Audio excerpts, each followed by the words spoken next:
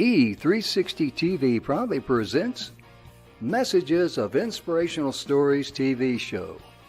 Live streaming now to millions of devices around the world on Roku, Apple TV, Amazon Fire TV, Android TV, YouTube Live, Facebook live streaming. Our shows are available video on demand on these channels. And we broadcast daily, Monday through Friday at 4 p.m. Eastern Time on these channels. On Mondays, Expanding Your Business. Tuesdays, Finding Health Naturally. Wednesdays, Mentoring Our Youth. Thursdays, Pets We Love. And on Fridays, Women in Leadership. Brought to you by our producers and hosts, Jim Grant and Donnaguinouard. Along with our host, Beata Severin Reed and Emersonbrantley. Supported by our admin team of Michaela Vidal and Gaia Guinois Balconi Weda.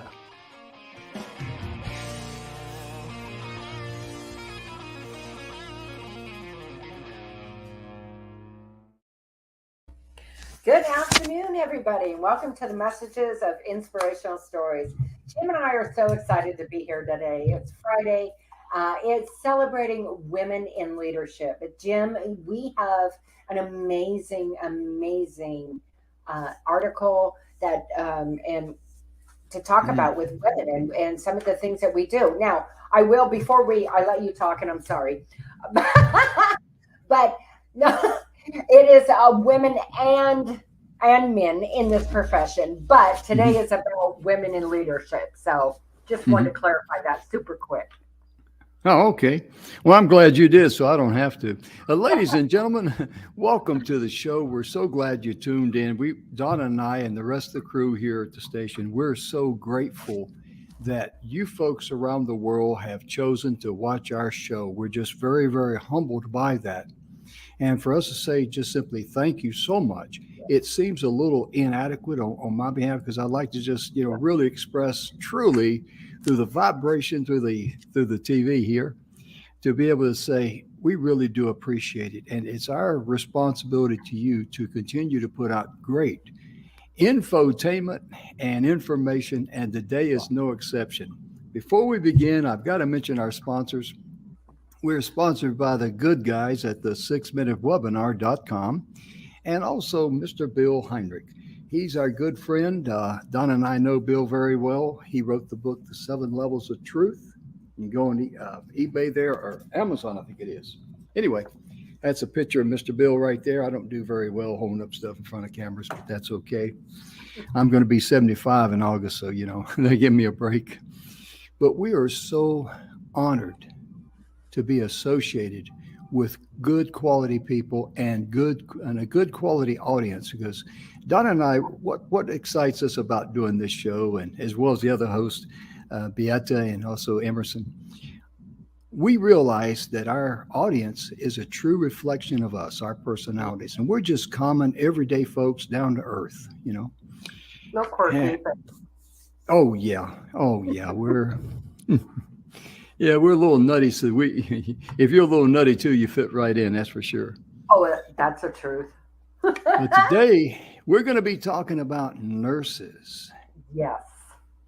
And Donna, when it comes to nurses, I tip my hat to the men and women in the nursing career, the field. Absolutely. Because to me, they are the glue that holds you together in hospitals. They're the backbone. They really are. They are, because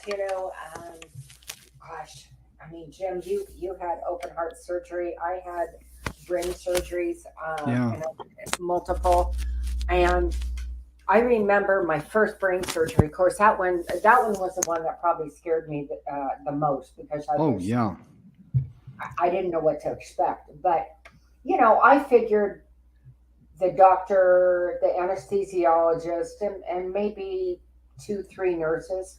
Good Lord, have mercy. They all came out of the woodwork. Oh, wow. But each of them is designed, to do specific things when caring for a patient, whether they're in surgery or whether they're, in recovery. Mm-hmm. Yeah. And you had to have 3 brain surgeries because you had a huge aneurysm. It was right behind your right eye, was it not? Correct. On my internal right carotid artery. Mm-hmm. Yeah. Wow. So it was so big that my doctor, a fabulous, most amazing neurosurgeon on the planet, told me that literally if it burst and the hospital was, say, from where I'm sitting to, so you're in a room in your house and you go to the gate in your back alley, right? Your backyard, I'd have been dead long before I even tried to get out. Oh, wow. Yeah. It was a big one. Yeah, that's a very humbling experience. And when I had my heart attack, and I'm going to talk about that just briefly a little bit because this is information someone out there in TV land would like to know. The UCLA Medical Center back in 2009, and you can Google this, it's on the internet. Right. They published a study that said 75% of heart attack victims that wound up in the ER had no previous warning signs. And both that was men me. And women. Yes. Yeah. Both men and women. Absolutely. Because what I had, and I'm going to keep this kind of short. I don't want to go into it too much, but my blood pressure was always good. 120 something over 68, 74, something like that. My LDL 2 years before, I had my heart attack October 29th, 2021. And the weekend of Halloween, I had a heart attack at midnight. That's a lot of fun. But when I went in 2 years before to have my full physical, my LDL bad cholesterol was at 73. And when I went in after the heart attack, they checked it and I was at 93.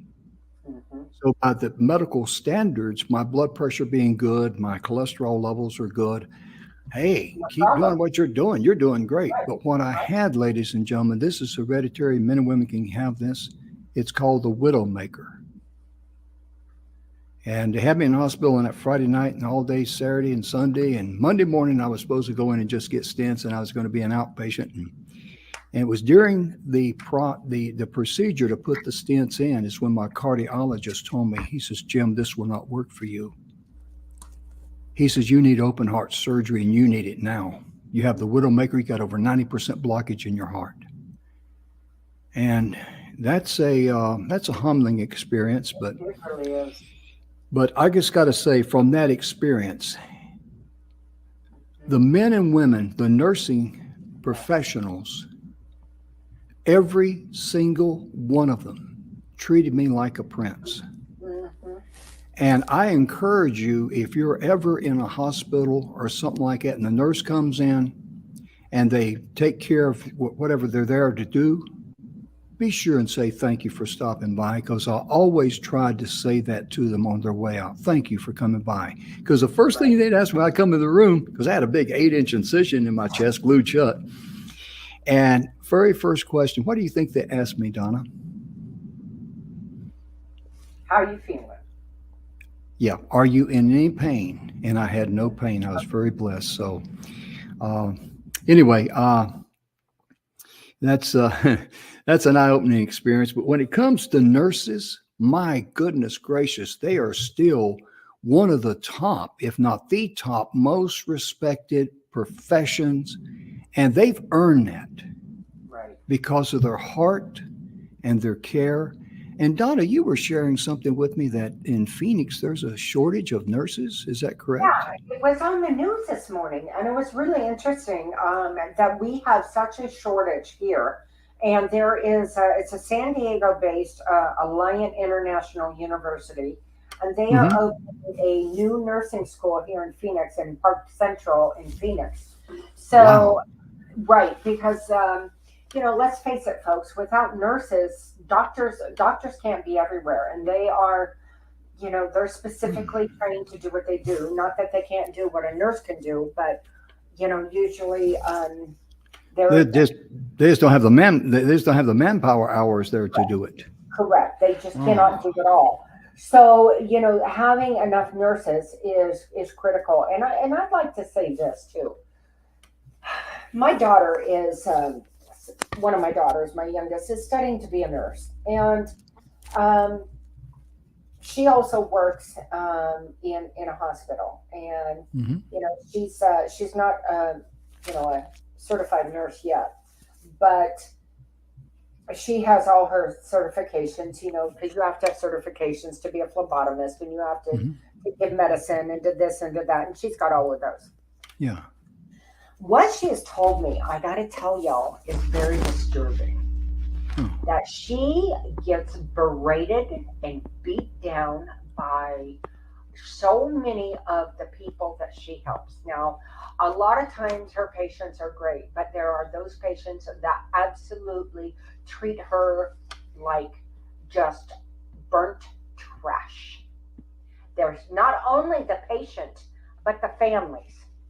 Mm. And I'm sorry, I don't care who you are, that is uncalled for. We are all here to help each other, and it becomes very trying and very difficult to keep that positive attitude. And you go into nursing or into being a doctor in the medical field because you want to help people, right? Hmm. And then when you have people consistently and persistently beating the living hell out of you verbally, it makes it hard to go on. So if you should ever, I guess I want to say, come across somebody who you have seen or heard somebody has been cruel to them, you know what? It would mean the world to them if you stopped them and said, I couldn't help it over here. And I am so sorry you had to go through that. I appreciate what you do. Amen. Amen to that. Because when I was in the hospital, I heard two people, and the one person I could tell by the sound, I never saw them, but being, Right. down the hall away from them, the one person I could tell was an elderly lady, and she was hollering for help in a very weak and a very, Right. yeah, and I didn't mind that because she was in pain, bless her heart. And all I could do was just lay there and, say a prayer for her, whoever she was. There was a guy in there that hollered at him, hey, get in here and all that. And I Right. thought, man, what's wrong with him? No, because like you say, nurses have a special heart. They have a caring heart. Their desire in life is to serve others And to and help to help people. others in their hour of need. And when you're sick and you're hurting, or if you had an operation or whatever, you should be very, very thankful that a nurse is there to help you and cares about you. Because what I love about them too, Donna, you've seen this too. When they walk into that room, nobody else on planet Earth matters except you. Right. Right. How You know, special is that? I don't remember when I had my main brain surgery, Jim. I don't remember. I was, of course, was in ICU, Uh huh. um, and I don't remember a lot about my nurses. I know I remember I had a private room, Hmm. and it was quite large.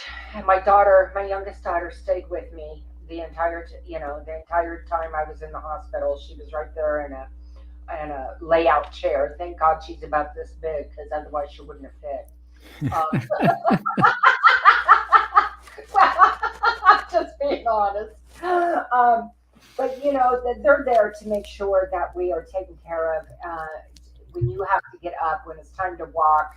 I was catheterized, so they wanted to make sure that, of course, one of the things is when you go into the hospital and you've had any kind of surgery, they want to make sure that your bodily functions are working well before Yeah. you leave, right? So that Hmm.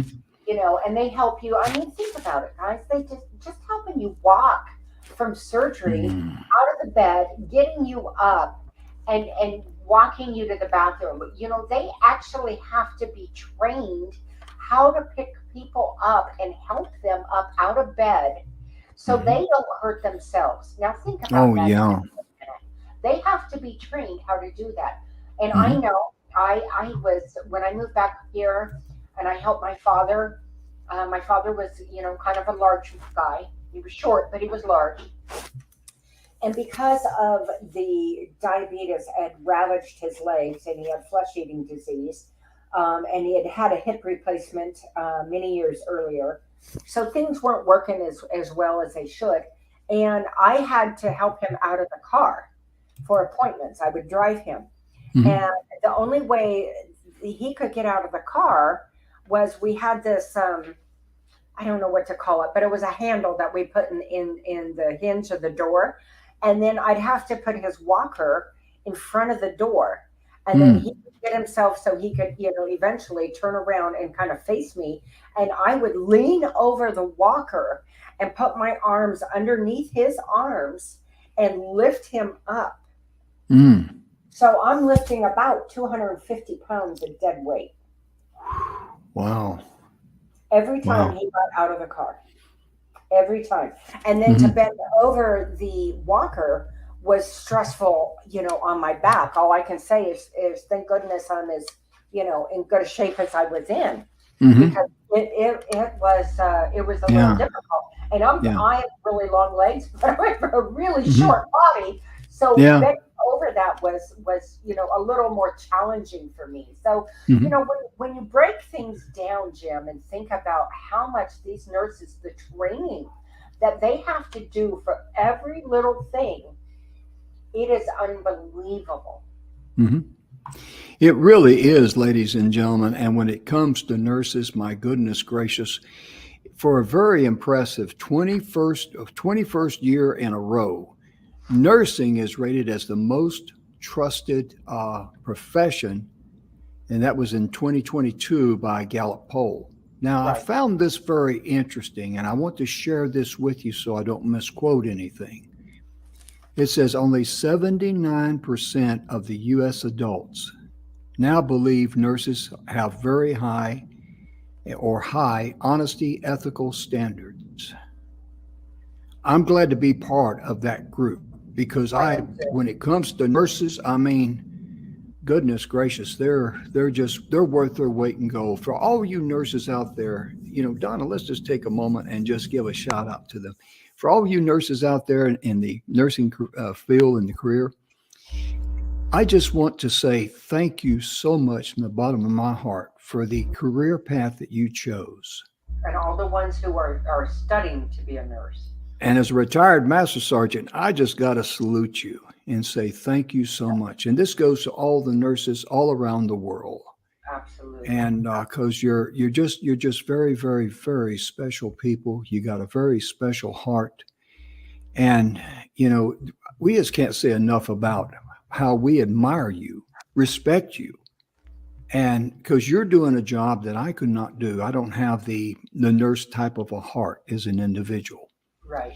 But I've really appreciated all the time the nurses come in, and it made me feel good when the one nurse, when I got ready to leave the cardiac ward, she said after my surgery, I was in there got operated on Monday, and I checked out on Saturday. And she says, it was on a Friday. She says, I know you're leaving tomorrow. She says, I'm glad you're going home. But she said, rest assured, I'm going to miss you because you're the kind of patients that we enjoy having. Right. I thought, wow, so that's very nice of you. And all I did was just treat them with respect and say thank you for any little thing they did. How hard is that? Right. How difficult is that to say thank you for someone tending to your needs in your hour of need? And Jim, I was just go ahead. I'll shut up. We're both wound up, as you could tell, But unfortunately, in this article that I'm sharing with you, it said that 10%. This is a 10% points lower than was rated for nurses during 2020 in the height of the COVID-19, and that's pitiful. Well, that's something I want to jump in on. Okay. I got to be honest with you. It just gets my gizzard when people as a whole are like down on something or a sector of people, if you will. And then when something happens and that same sector of people that they were initially down on raises up and do what they've always done, but they become more prevalent because of the situation, such as the pandemic, then all of a sudden they're elevated to a higher status. And then once that crisis is over, it's like, to hell with it again. And that's not right. That's not right, Jim. No, it's not. It really isn't. And down through my lifetime, I reflect back to all the mentors I've had in my life, from school teachers all the way up to the people I served with in the military for 31 years. And I got to be honest with you, being a good mentor, and we cover mentorship on Wednesdays, but being a good mentor to set the standard, to show appreciation and respect for others, that should be part of our DNA. That should just be, part of our backbone. It really should be. And because nurses being the most, 21st year in a row, the most trusted profession, I understand that. And in fact, if they were dropped down to number 2, I'd probably get mad. How about you, Donna? Yes, and I think, when we lose that lack of respect for those who are out there serving us, whether it be, in this case today we're celebrating, women who are nurses, but any kind of civil public service that they do, right? Or even the private. But when we don't hold them in the esteem that they deserve, because think about it, folks, those nurses every day literally put their life on the line for us. Think about that. Okay, somebody comes in who maybe they're on drugs, and they're a little bit out of their own self, their own mind. They become violent, or somebody who has a mental condition who is violent, or somebody who has come in from an accident and they're in so much pain. Number one of these things and more, people can become not themselves. They become more violent than they would normally be. And these nurses are right there on the front line. Are they not, Jim? Oh, yes, ma'am. They certainly are. As you were talking about that, what came to my mind was we all know during 2020, during the first lockdown and the coronavirus, or whatever they call it, the pandemic, I'll just call it like that because it's had several names. But anyway, can you imagine nurses they're human just like us, going into a hospital to do their job and tend to COVID patients? Right. I mean, think about that for a moment. That is tremendous. That's huge. And, it's just, I've joked about this on the air before. I don't know who the Einstein was that came up, with the most important thing we got to stock our house with during this lockdown was toilet paper. I mean, if they ask me, I'm an old retired master sergeant. I served in Vietnam and volunteered for Desert Storm and all that stuff. But if they ask me, okay, what do you think we ought to get? And I said, we need to stock up on some beanie weenies and crackers, But yeah, there you go. But Donna, it just amazes me how nurses are number 1 and doctors are number 2. So that was really interesting, Jim. I mean, I would not have thought that. And it said that medical doctors landed in second place, falling behind nurses, as the most trustworthy by a full 17 points, or only 62% of Americans ranking them. The other 3 professions deemed the most trustworthy were 3 pharmacists at 58%, 4 high school teachers at 53%, and 5 police officers at 50%. More than 6 in every 10 Americans deemed each of these professions as highly ethical. Medical doctors' rating is at its lowest point since 1999, and nurses since 2004, Jim. Wow. 2004. That's almost 20 years ago. Yeah. Oh my goodness, it is, isn't it? Yeah. Well, sorry to wake you up that way, buddy, but there you go. yeah. I tell you, she does that to me sometimes. She knows, We know each other very well. Donna and I are brothers and sisters by different mothers. And that brings out something that I always like to say during a broadcast somewhere. Sometimes I don't say it every broadcast, but we need to love ourselves first, and we need to love others. And we need to have enough love. We need to have enough love in our heart to forgive ourselves when we make a mistake or do something wrong or whatever, and do everything you can to make it right. Also, too, if we had the heart of a family dog as far as loving others, can you imagine what a wonderful world it would be? Oh my goodness. Oh my goodness. It'd just be fantastic, wouldn't it? It would be. It very much would be. Life would be a happier place.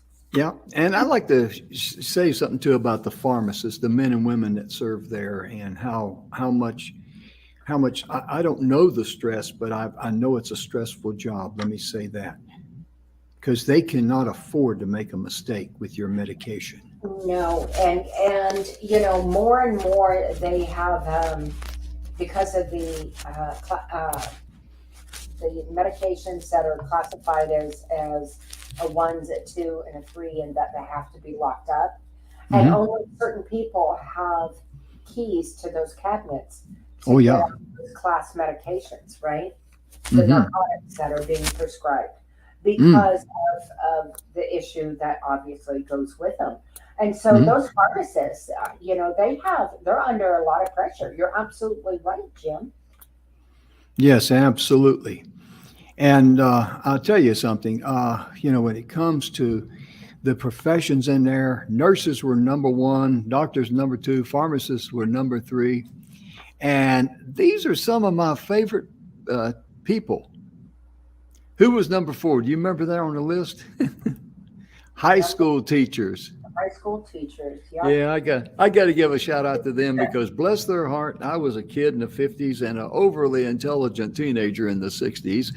And those wonderful people had enough love and understanding in them to overlook me and forgive me and help me along. I had great teachers with me in my areas where I needed help. They went the extra mile to make sure that I was able to advance through school. And that includes grammar school. And it's just amazing. And let's give a shout out to, I'm getting a little bit off topic here, but I just got to do this, to the police officers, men and women that wear the uniform. Boy, they put their life on the line for us every day. My grandson is a Houston Police Department officer. And so, yeah, I worry about him a lot, And, the thing, too, is that I got to tell you a funny story out of school. I know I haven't shared this on the air before. But I was coming back. Elva and I were in the car, and we were coming back. It was about midnight, and we're just about 3 miles from home. And they had just cut the speed limit down. And I knew that, but I didn't think about it at midnight, because we're just talking and we're both tired, wanting to get to the house. And all of a sudden, this police officer turned on the lights behind me. It's actually a Texas Highway State Patrolman. And so I pulled on over there, and since it was dark and all that, what I did, I turned on the interior lights out of respect for that officer, so he could see who's in the car. And I rolled down the window and I just put both my hands outside. And he walked up to me and he said, the reason I stopped you, sir, he said, did you realize you were speeding? And I said, well, to be honest with you, this is not a good answer, but it's an honest answer. I said, not until you turn the lights on. That's what I said. I mean, what am I going to say? Yeah, I got biscuits in the oven, or bacon or something. Right. And he said, well, sir, since you've been so nice to me, he says, I'm just going to give you a verbal warning. And I said, sir, thank you very much. And I shook his hand and wished him well and thanked him for wearing the uniform. And, if we treat people with respect from the alpha to the omega like that. Right. Yeah, you can imagine what would have happened if I'd have started off with, what did you stop me for? I ain't bothered no. Why don't you go out and arrest some criminal? Right. He'd have probably had writer's cramp by the time that traffic stop was over. Yeah, respect just goes such a long way, and it's such a, Yeah. I mean, think about again. When you talk about nurses, they have to learn how to pick somebody up. They need to Mm-hmm. learn how to, maybe if somebody is bedridden so that they can't move, they have to Mm-hmm. learn how to roll them and change out maybe dressings underneath them or change the bedding. And there's a way that they do that. They have to learn how to do all of that. They have to learn how to give medicine. They have to be competent and not Mm. mix up medicines. Okay. And Oh, that's yeah. why they have to have certificates in order. They Mm. go through school and they have to learn how to do this and to distribute medicines. And Oh, why they yeah. continuously every year have to be recertified in Oh, their yeah. area, Jim. Yes, they do, Donna. And when I had my surgery on Monday, and on Wednesday night my heart went into AFib, and that's not a fun thing at all. I mean, your heart's racing, and all you can do is lay there and pant like a dog. And I had what they call a central port right here in my shoulder after surgery in case I needed something. And the nurse came in and she says, I'm going to run this into the port here. And she says, it's going to take about 5 minutes. She said, okay. And I said, okay. I mean, whatever she said, I'd say okay too, but my point being, at that very split second of a moment when I needed something, this nurse had to know Right. exactly what I needed. She didn't have time to go back and look it up in some thick medical book. Right. Or try and Google it. Yeah, amen. And I mean, I tell you right now, and it my heart rate is like 122 beats a minute, and all I got to do is lay there and pant like a dog. It's for those of you who's been through AFib, you know what I'm talking about. For those of you who haven't, hope you never do. Hope you never Right. experience that. It's because my brain when that happened, I thought, oh no, I got 4 new tubes. Right. Bypasses in. I hope nothing springs a leak or I blow a head gasket or something. Well, Jim, let's just, even this, I went in Wednesday and I had to have the lovely experience of a couple of crowns put on. Oh yeah. And, being redhead, I am, if you will, a little more immune to pain pills than a lot of people. Mm-hmm. So when they do crowns, they shoot that Novocaine right up here into the bone. And that was Wednesday. I am just now getting to where I can open my mouth, and I still can't open it fully. It's so painful. And then, of course, he gave me a shot on this side because I had a crown on my lower left and a crown on my upper right. And then he had to come back in and give me another shot on the left side because I could feel the inside of my gum right by the tooth where he was going to be drilling. And so, when that first shot of Novocaine hit, and I'm a fairly healthy person considering everything, man, I could feel my heart race. It was starting to do this. Oh yeah. Whew. It was crazy. And he looked at me and smiled. He goes, your heart racing a little bit? I'm like, uh-huh. But, yeah. so for all the people out there, I mean, gosh darn, we owe them so much and so much gratitude. Yes. I mean, yes. I made big jokes. I'm a bit of a jokester that way. He came and got me out of the waiting room and he said, hey, Donna. I said, oh, I see you're bringing me in personally for the pain and torture session.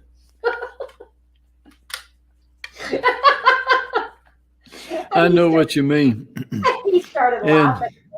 He had given me my first shot of Novocaine, and I'm sitting there waiting for it to kick in. And I sent my husband a text, and I sent him a text, and I said, "Hey, Dad, so far camp is good." I said the pain medicine really hurts, but the music's good. Could you send money for snacks?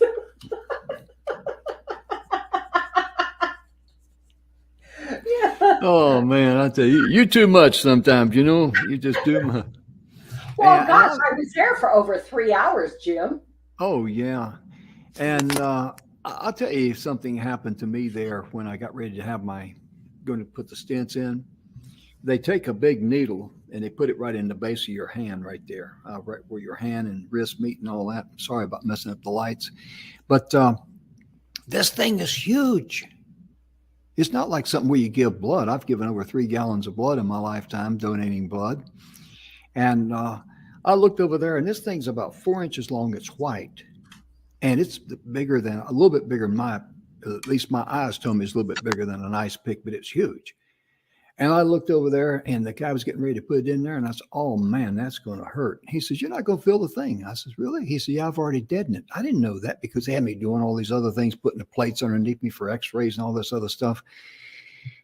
And, of course, I looked over there and saw that thing start to tunnel in. I looked away, and then I looked over at him. I said, brother, I'm sure glad, and I want to thank you for deadening that first, because otherwise you and I would be watching my toenails right now grow right through my socks, because that would have hurt big time. Big time. But my point being in sharing that story is that nurse, that male nurse, he had enough compassion for me that just to say, hey, I'm going to, this guy's not going to suffer. He's suffered enough, and I would have never thought of asking for a shot of Novocaine before they put that big needle in. Right. I really wouldn't. So, I mean, that's another example of what nurses who are so compassionate in their heart and what they do. My goodness. Right. And I'm looking here, this is an article from Reader's Digest about, nurses, the inspirational stories from them. And when it comes to their compassion and caring for others, nurses, they have us all beat. They really, truly do. And they work very long shifts. And they provide all sorts of services. And most of them are overworked during those shifts. They are. They really are.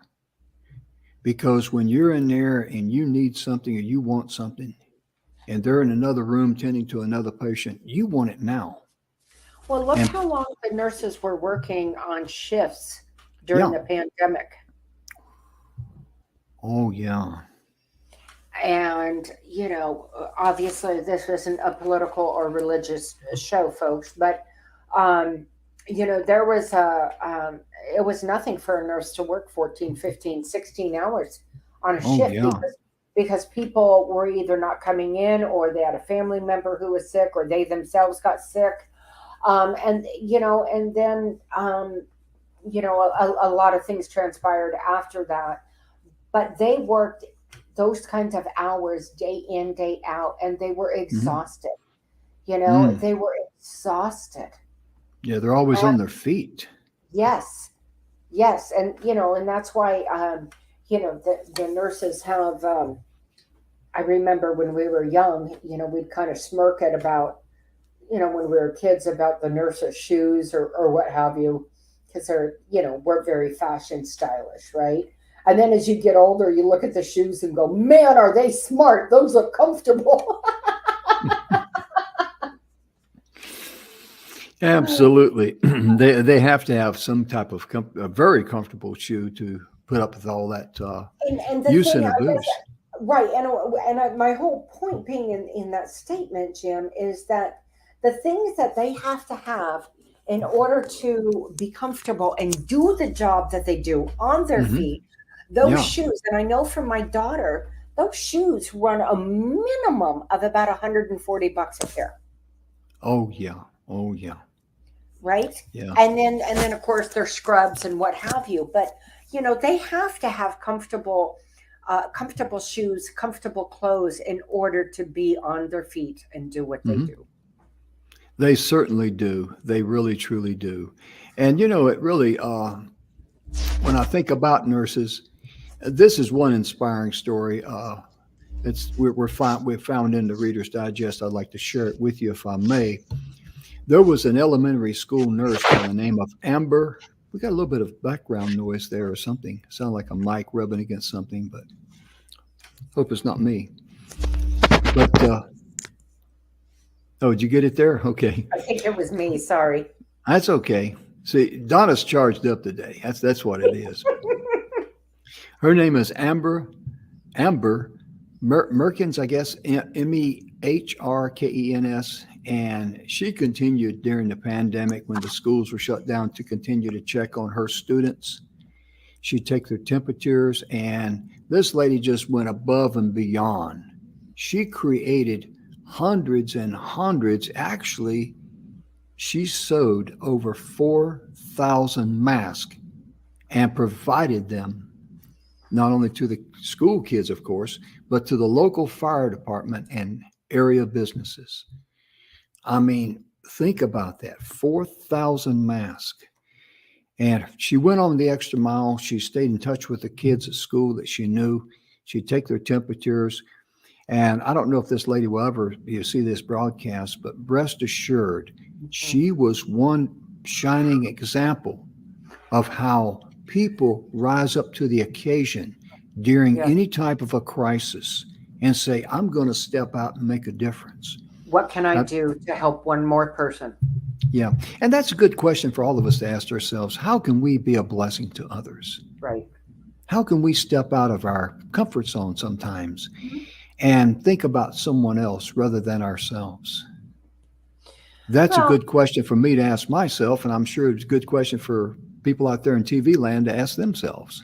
Absolutely. You know, one of the things that, you know, we're talking about that nurses were in shortage here in Arizona. I want to go back. You know, a lot of our viewing audience is, you know, our age. But let's go back to this. I remember in grade school, every school had its own nurse. Yes. Full time. Every school had its own nurse.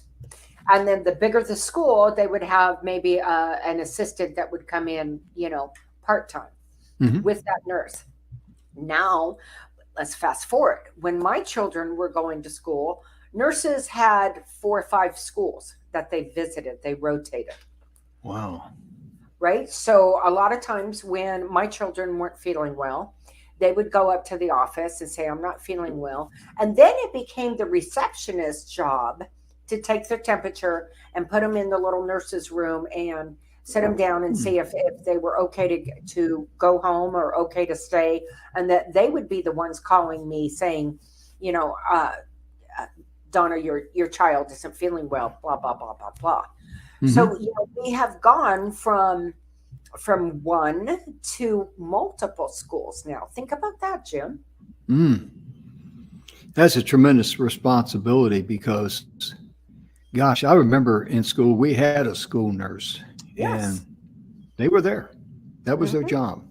Yep. And they were very good at it. I mean, I got patched up for a few times from a school nurse, and again, they were always very compassionate, and their focus was on your comfort, and skint knee, playing baseball or something, or just band-aid you up, and take care of you and let you know you're going to be okay, and all those good things. And it's just growing up in Phoenix, Arizona, I can promise you, back in the day, we didn't have all these nifty school playgrounds that they have now. I mean, ours was hot metal, folks. And we'd slide down those metals or on the swings, and I'm telling you, it'd burn your legs, it'd burn your the chains. We didn't have things to put on the chains for the swings, and those are that's metal right. chains. Yeah, those are metal chains, and you talk about tough. But I remember more than once going in with a burn that I couldn't get on the back of my thigh or something that I couldn't deal with, if you will, because I got burnt on the playground. Oh yeah.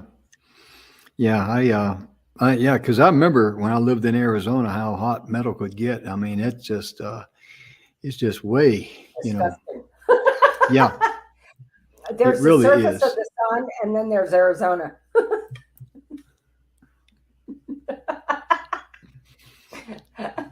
I tell you can tell it's Friday for us, folks.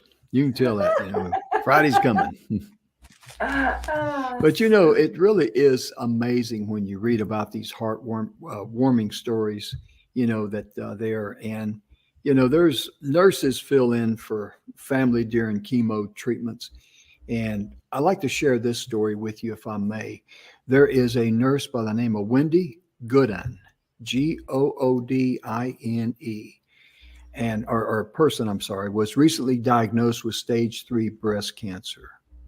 And she moved in with her mother and stepfather to receive treatment.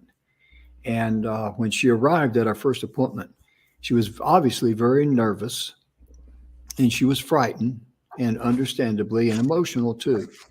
Due to the coronavirus, she was not allowed to bring anyone with her to her weekly chemo treatments. But filling in for her family, the nurses provide an understanding ear and continuous support throughout her sessions. And when she couldn't leave her home, there was an RN who was a social worker. This registered nurse, her name is Heather Keith. She delivered 3 boxes of food every week. And Goodine considers these caring nurses to be her personal heroes. Right. I mean, think about nurses going the extra mile to make sure they deliver food to the house. My goodness gracious. What does that tell you, folks, about nurses? Right. Oh. And let's talk about the hospice nurses who go to assisted living, right? I remember when my folks were in assisted living, and was a really difficult time. And the hospice nurse that was assigned to my parents was absolutely wonderful.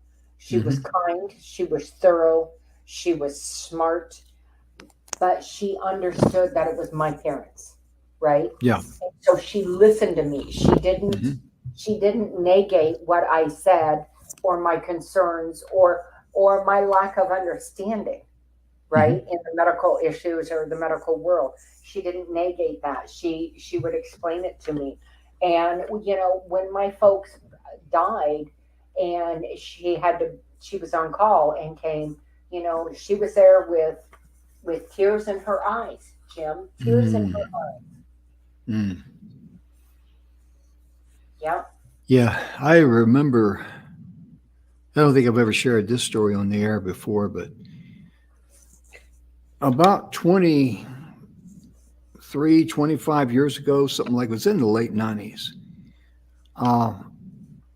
I was able to reconnect with some folks from Tay Ninh. That's where I served at in Vietnam.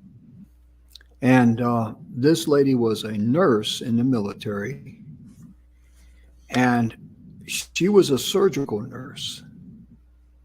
And because we're both Vietnam veterans, we talk on a different level. We can get a lot more intimate as far as, what we saw, what we experienced, and all that we do not discuss with Joe or Jane on the street. Right. And she made a comment to me that I've never forgotten. She actually said, from what she experienced and saw and worked with doing her job in the surgical ward there of the Tay Ninh Hospital,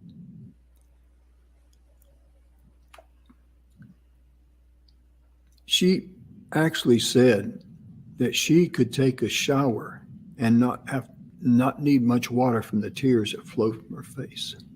Wow.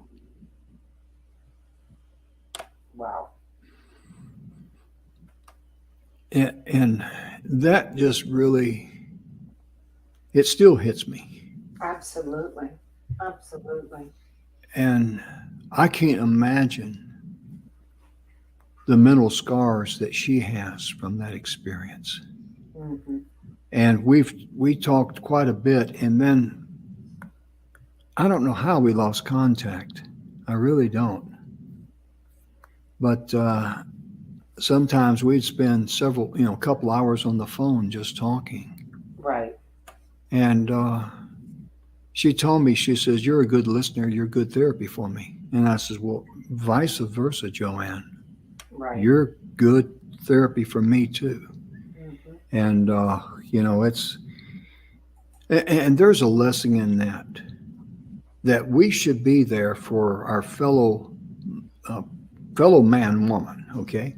People in our lives, whether they're relatives, whether they're friends, whatever it might be, we need to be there for them in their hour of need. And because nurses, they set such a high standard of being there. Self-sacrifice. Oh my goodness. They sure do. Yeah. And Donna, let's share one more story here, if we may here. I'm talking about this. It says a Virginia nurse sells to assist New York City hospital staff. And it's got a picture of this female nurse, and she's on a sailboat, and she's standing there at the wheel. But when the corona virus outbreak began, Rachel Hartley's hospital started canceling elective surgeries.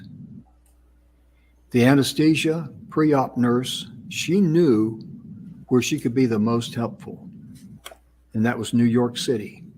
Right. She contacted a nursing recruiter and signed a contract with New York University, Langone Hospital there in Brooklyn. Instead of seeking traditional housing, she and her husband embarked on a 35-hour trip from Virginia to New York in their 50-foot sailboat. On her first day working in the intensive care unit, cases were mounting and the hospital was overwhelmed with sick and dying COVID-19 patients. And Hartley's contract, according to Yahoo Live, Hartley's contract ended in early June, but she says she would be happy to stay longer and continue to treat coronavirus patients. Wow. You think about that. I mean, she knew exactly where she needed to be. Mm-hmm. And I don't know whether or not she, will ever see this story or whatever, but we're getting close on time, and gosh, we haven't really hit. We may want to pick up on this next week and do some more. What do you think? Absolutely. There's so many beautiful stories about the love and humanity of nurses in our hour of need, or somebody who's close to us who come in and are there for each and every one of us. Oh, amen. Amen to that. Ladies and gentlemen, our time is about gone. We're wrapping up here on the hour, and we just want to thank you so much for tuning in. And most importantly, we want to thank you for watching our show and, supporting our supporters and all that.